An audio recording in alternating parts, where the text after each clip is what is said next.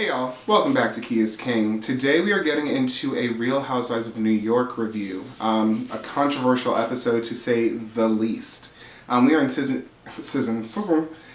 15, episode 7, I believe. Let's double check. Yep, of course. Of course I was right. We are opening this episode just with so much fun.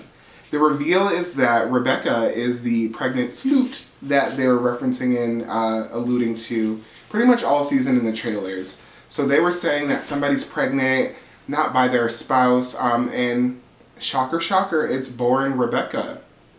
So that's how we are opening this episode. And of course, who's the most excited about this? Brynn. Brynn says she's going to drag the interesting out of Rebecca or drag the story until something is happening, because her whole crusade is that Rebecca's boring and she needs to be either not on the show or she needs to do something exciting. Which I'll get back to that thought in a second, because I believe that's why this whole episode happened the way it did. But Brynn is just like oozing with excitement at this news. But that's the revelation. They kind of do one of those things where they show the climax and then bring you back to like what happened leading up to the climax. But that's how we find out it's Rebecca that they've been talking about this whole time. After that revealing opening, they have a little quick cut scene of Jessica walking somewhere in the city and a bunch of pigeons flapping around her and her being scared and like, what the fuck? So it was funny, it was cute, but I think it was also symbolic in a lot of ways for them to put that in there. That was also in, I think, the commercials and the previews for the season as well.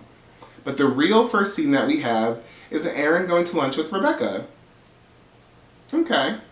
Aaron's a fake bitch. Let's just say that. Let's just say that. We can say that.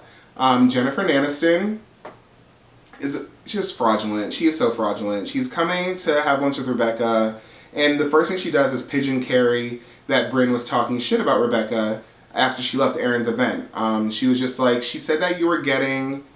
She's like, because Rebecca makes jewelry, clothes, she's like a fashion person. And so Brynn was like, I didn't know they sold or gave awards out for like Nordstrom Rack, which if you're a fashion girly, if you're a designer, that is high-key shade, apparently. So, of course, Aaron is bringing this back to Rebecca because she's a messy bitch. And so Rebecca actually seems a little activated by this. She's like, oh, you want to talk about my stuff and my jewelry and my success? So Rebecca has now entered the chat. You could see that she had a reaction, and in her confessional, which she looked good in, I'll give her that, she's like, oh, Brynn, you want to talk about me? What do you do? Do you have a job? Like, she was kind of finally giving Brynn the shade that she's been dying to have. So I was like, okay, Rebecca, you better enter that chat. It only took you 7 episodes, but you better try. So they're talking about that. Aaron's just continuing to be messy, which leads her to talk and ask about Rebecca's Scientology connection, because if you recall from previous episodes, Aaron had a lot to say about how Rebecca is a Scientologist but Jewish at the same time, and was very judgmental about her spiritual and religious journey. And mind you, Rebecca did not want to talk about this with somebody like Brynn or Jessel, which she was not wrong, and I even think I said it back then that she was not wrong to do it. But thinking she can talk to Aaron is a wrong choice, as we'll see, which I guess, I don't know. The jury will be out, but I wouldn't tell Aaron shit either. If I were Rebecca, I would not be telling Aaron much of fucking anything. After, well, it's not that she knows that she's been shady, but my God. So Aaron's asking her about Scientology and being Jewish. She's like, how does that work? Like, how do you, like, what do you tell your kids? Like, how can you be both? And so Rebecca's trying to explain to her that, like, being Jewish is, like, what she considers to be, like, her religion. And Scientology is more of, like, a guiding type of thing. She doesn't necessarily consider it to be like religion, more of just like a spiritual connection and a space for her, and it's like that's what kind of helps her get through stuff. Sorry, my cat is testing my patience because I got home and immediately started making videos today, so we'll see how the editing works, but I might look like I'm like glitching out at certain points because she's just doing the most. But Rebecca's just kind of explaining that Scientology, that she doesn't consider it to be her religion, more of like her guiding source and like a sense of community for her. So Aaron's like listening and taking it all in and acting as if she could even be capable of being a normal person. And in her confessionals is still talking shit and being judgy about her choice in how she represents herself spiritually and religiously. So Erin's the fucking worst. Like, the worst. But of course, before all this ends, she cannot resist talking about Jessel. Because these women are obsessed with Jessel. They're really mad that Jessel's the star, or one of the only couple stars on this show. So she had to bring up the fact that Jessel said she stinks, because she did, probably, using natural deodorant. So get over it, girl. Get some degree if you're that upset. Like, I don't know what to tell people like her. Like, you want to, like, use not normal deodorant and then be mad if somebody tells you that you might have some BO? Is that not the calculated risk? Does that not come with the territory? But once again, Erin is a dumb BI. So she's doing what dumb BIs do. They cut to the next scene, which is Uba shopping for furniture for her Connecticut boyfriend's house. And this scene made me really realize that this new generation of RHONY, I've been defending it. I do find entertainment in it, mostly because I'm going to find the silver lining in any situation, because we're here. It's what we have to watch. Might as well find or try to find something positive about it. But this scene is converting me to the other side of this reboot. They gotta rethink it. They're essentially just stringing together a bunch of filler scenes to like make up and fluff up a show. And I don't love that. Like, Uba's whole scene was her shopping with some random woman that we've never seen, at least to my knowledge, that brought her dog to the store, and she's talking about how bad her periods are because she wants to have a baby with this man. That was the entire scene. And it only lasted a couple minutes. Like, why did that leave the cutting room floor? Why did that leave the editing room? Old RHONY would have had given me something.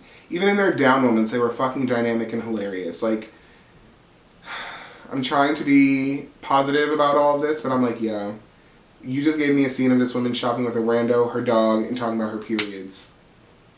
But that's not really entertaining, y'all. But they quickly moved on, and I was very happy. They move on to Sai and her daughter going to visit Rebecca at her warehouse, her office, her shop, whatever she calls it. But she's doing a line related to the movie Wicked. It's great timing and promotion for that. I wonder like how they do that. That must be some type of like contract or something that they do at least once a season. But they are at her office, and her daughter is very obsessed with like theater and like the arts. So she's just like living her best life. Rebecca lets her keep one of the bags. She's like, pick which bag you like. Bag meaning purse, for those of you that are not with me in this moment. And so her daughter picks this cute little black bag, and she's just so happy. As Sai said, this is a core memory for her daughter for sure.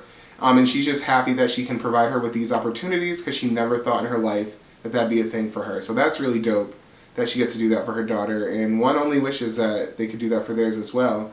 But Sai drops the little gem that she is going to put together a dodgeball game, and Rebecca seems very hyped. She says she loves dodgeball, and that's where that gets introduced into the episode. But that was a quick little scene. It was cute, although it was short and kind of filler-like, but I got more enjoyment out of that than Uba shopping for furniture, let me tell you.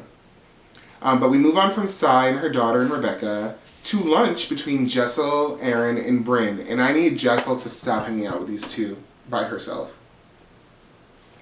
Every time they get together, these women are just talking shit literally to her face, making her feel like shit, or trying to make her feel like shit, or just jumping to their confessionals talking shit about her.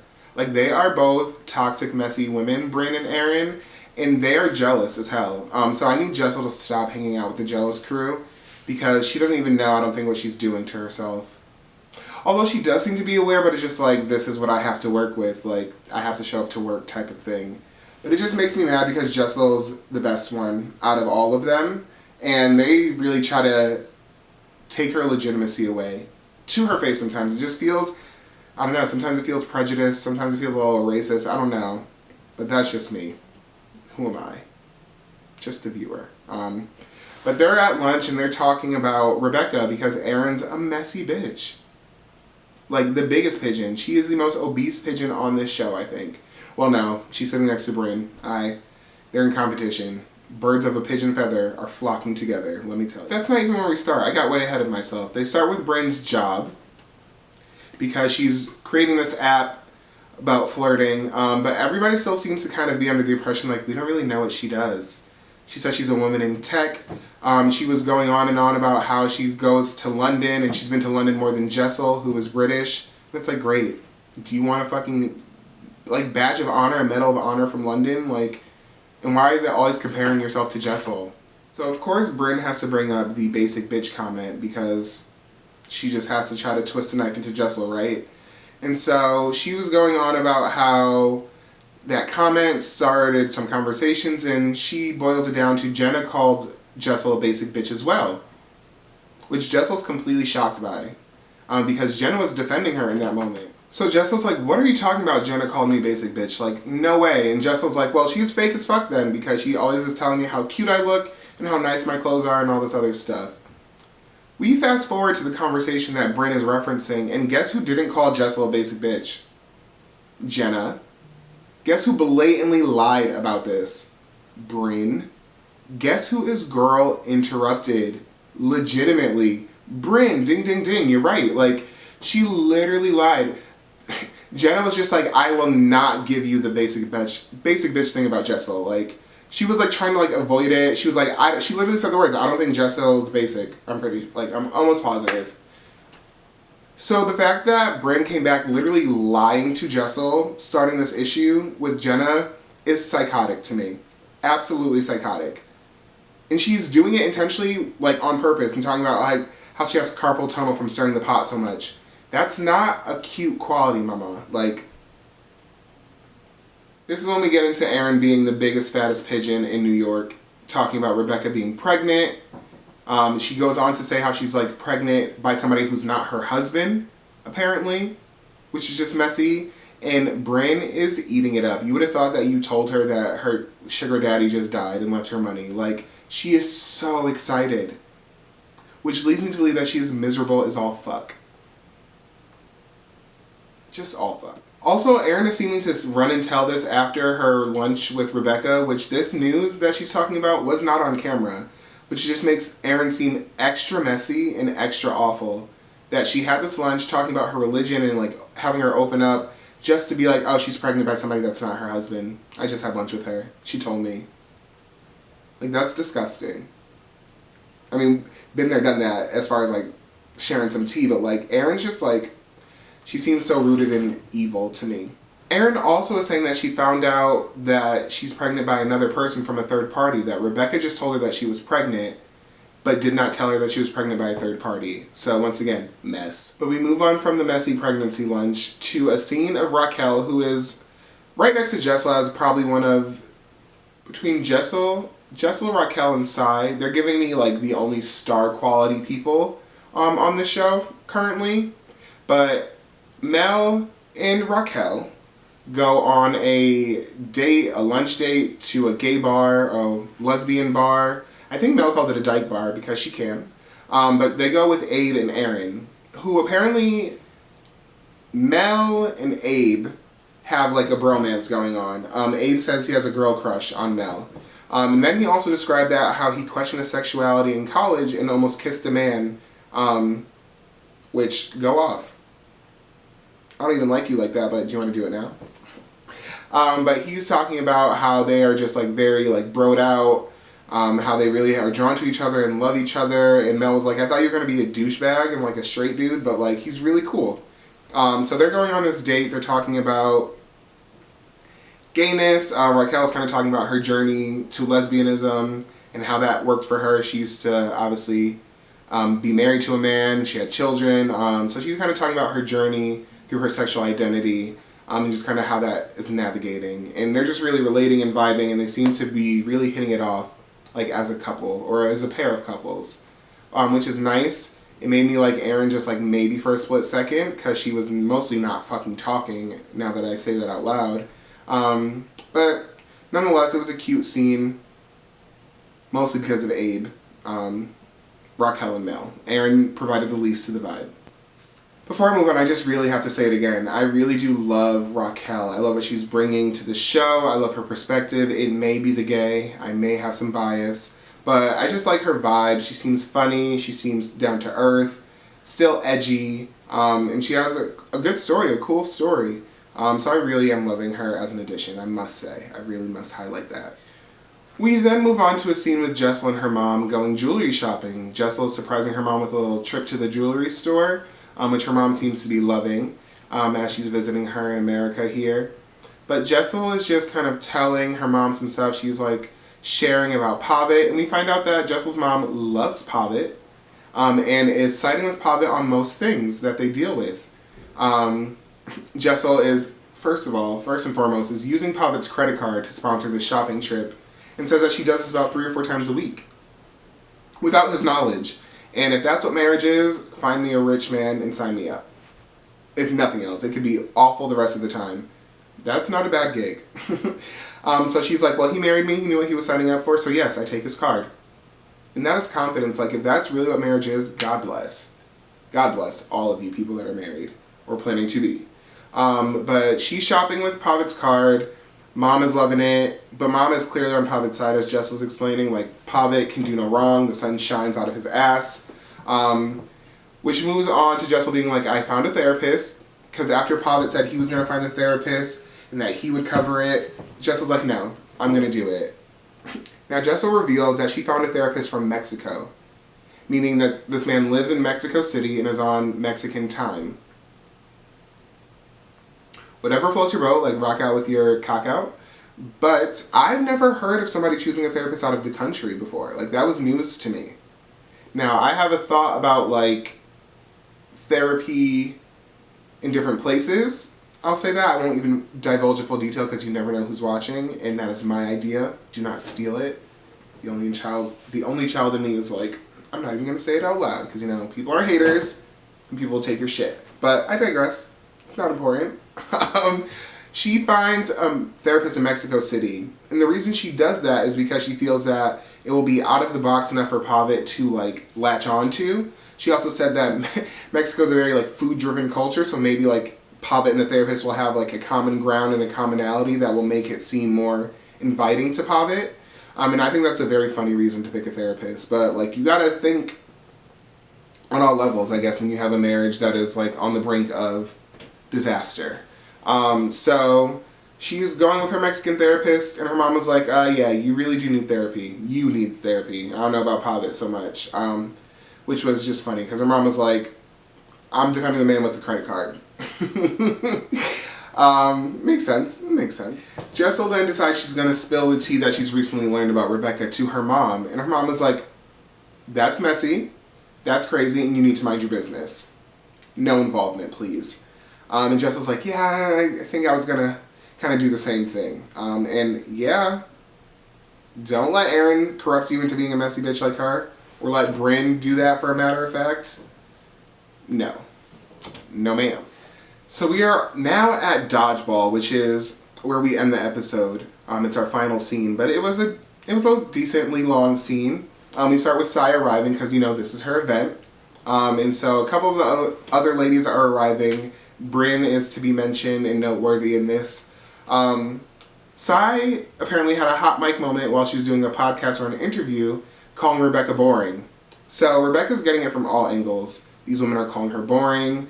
Aaron kindly let her know that they're calling her boring and trying to illegitimize her business to some extent. And so Sai's like, well, she is boring. Like, I could have said a lot worse, honestly. So I kind of laughed it off and was just like, it is what it is. I said it. And that was very funny because Sai is, I'm telling you, Sai is funny. She was a complete miserable bitch last season, but I can get with Sai. I can get with Sai this season. I really can. I would love to hang out with her, honestly. So Raquel is there, I believe, as well, and she doesn't know. So there's clearly people that don't know about this rumor in the group. So Bryn is spilling the tea about Rebecca. She has to let everybody know what she found out, and she goes on to say that she left that lunch so excited and so ready to, like, get information that she started investigating. And she had mutual friends of her and Rebecca that she's, like, hitting up and texting and calling to be like, oh, tell me more. And according to her, she found out that Scientologists are swingers and that they're into... that they're into just, like, fucking and sucking and sharing and flipping and swapping. So Bryn is claiming that she's hit up all these people, that this rumor is definitely true, that she loves to do this, and is, like, now just, like I said, she's oozing happiness talking about this what could be considered like not necessarily a tragedy, but like a blunder and a scandal in somebody else's life. But she's, everybody that walks in that's not Rebecca, she's pulling them over, she's pulling them to the side. Jenna shows up, and Jenna's like shell-shocked. Jenna's like, wait, what? Like, no, like, what? But Bryn is there, that Cheshire Cat smile, just like living it up, telling everybody about the business. And as they're doing this with Jenna, guess who shows up?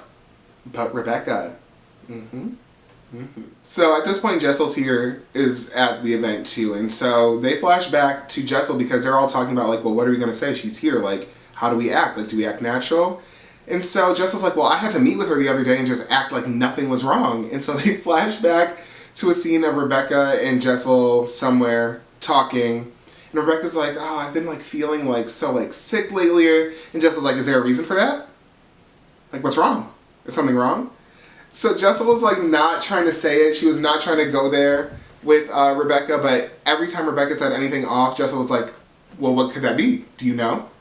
So it was funny. It was very funny because, you know, Jessel is a comedian.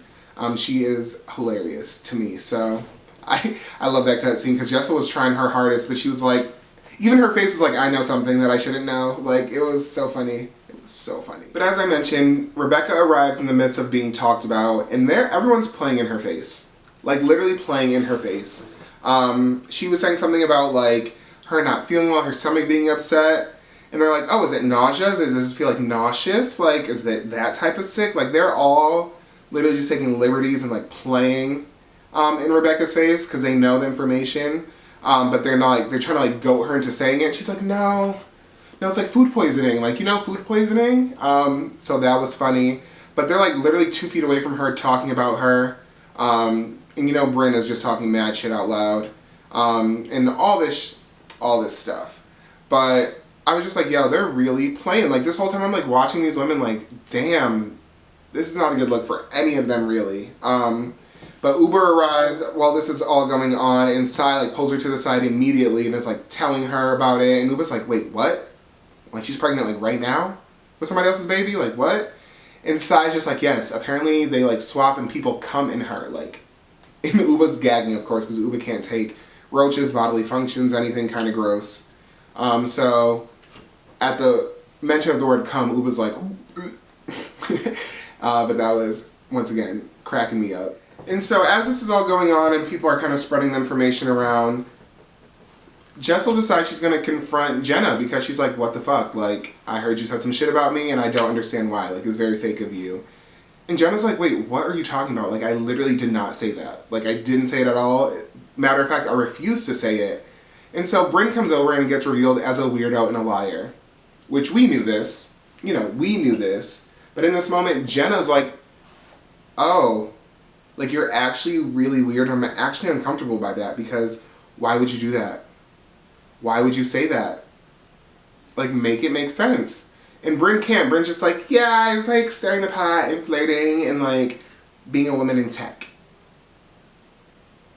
Like, that's not cute. I would not want to be 6 feet times a few around you. Like, that's really not okay. But Bryn swears she's so cute, but everybody's looking at her like, that's just strange. Like, you literally lied and had Jessel mad at Jenna. For what? And claiming that you just love to get a rise out of Jessel is not a good enough reason. Get a grip. Get a grip. Get a grip. So finally, Erin is the last to arrive, dressed up in her best rich woman dodgeball outfit. And she arrives and she finds out that everybody now knows this rumor because of Bryn. Which he's acting shocked, but like telling Bryn is like the reason why everybody would know. And Erin knows this, which once again, we're about to get to the big reveal in a second, but I'm like, okay, that had to be part of the plan. But Erin's like, oh my god, Bryn, you told everybody? And she's like, I might have said it to a few people. She needs to be like, not euthanized, but like she needs to be like sterilized, I think. Just, and I don't really mean that, but like she needs to just like stop. So please, please, I love women, don't come for me. I know I'm talking shit about them for a hobby right now, which,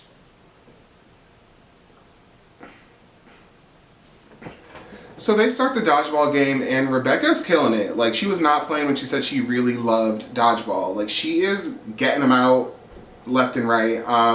They split up in their teams, obviously. The choosing of the teams is kind of annoying. Sai was acting like a bunch of bros with her team, which is Aaron, Bryn, and Jessel, I think. But Rebecca's killing it. And so they start to get kind of competitive, and of course, what does Bryn do? Mind you, they all know that this woman is pregnant, right? Bryn, after getting beat by Rebecca, I guess a couple good times, chucks the ball at her stomach. You're a psycho, bitch. You're crazy. And everybody's like, oh my god, her stomach. And Bryn's like, she shouldn't be playing dodgeball. Like, you're nuts. You are ball sack. Like, you're nuts. Bryn also throws the ball right at Jenna's face and like knocks her sunglasses off, which, why are you wearing sunglasses anyway? But she hit that woman straight in her face, and Jenna was pissed, especially after being lied on, I think. Like, I don't think Jenna would have been as mad if anybody else hit her, but Bryn hit her and she's like, nope. Nope. But Bryn's like, Jenna is only has facing glasses to offer anyway, so I can understand why she's mad. Girl, Jenna's not even scary, but you are literally trying it with everybody in the weirdest way, so I hope you're ready, Miss Carbon Monoxide. Can't find nobody in real time, in real life. Like, girl, you're doing a lot. A lot. So after dodgeball concludes, everyone's sitting around, and Jenna tells Rebecca straight up, she's like, I have something to tell you. I don't think it's now or now's the time or the place, but like, it's bad. People are talking about you very badly. Which, respect to Jenna for not being a messy bitch with the rest of them. She's like, look, they're talking about you being fucked and sucked and filled by somebody else that's not your husband. Like, that's messy. So she tells Rebecca this. Rebecca's like, you have to tell me. Like, you can't just say this and not give me details. And so Jenna's like, your stomach. Like, and Rebecca, once again, seems to be clocked in, immediately turns around and goes, Aaron, what the fuck? You told them? You told everybody what I told you? And so Aaron's like stuttering, and she's like, no, I told Bryn and Jessel, like, I didn't tell anybody else. And Rebecca gets up and storms off and is mad, which is the appropriate response. But I told you, the punchline's coming, right? So Rebecca storms off from the group, and Aaron immediately follows. And so everyone's like freaking out, they're like, oh my god, oh my god. They cut the cameras to Rebecca and Aaron's like, oh my god, you did so good. And Rebecca starts laughing, and then they cut the episode to a to be continued. Y'all. I literally wrote in my note, this was a scheme that Todd set up for Rebecca to pretend to be pregnant just to prove that she's not boring to these women. Which, kudos to you in the sense that it worked. Kudos to you in the sense that I believe this was a setup to show how messy and evil Bryn was. That worked as well. And that is the only silver lining from the situation. Because outside of those two facts, fuck everyone involved. The producers, the cameramen, the ladies, fuck you all. Real Housewives is not a prank show. It's not a prank war. It's not how you like get engagement or excitement. So, as many of the viewers have responded and reacted to, people are pissed. People are like, I know Jeff Lewis was on Watch What Happens Live saying like, your audience just won't trust you anymore. Like, you really fucked up. And I have to agree. Like, it just seems so inauthentic and self-produced, which, like, we love a secret self-producer like LVP. This is not LVP status. So these women made up this lie and this prank to have something to talk about for the season. And thus far, this was the juiciest thing that happened, and it was not real.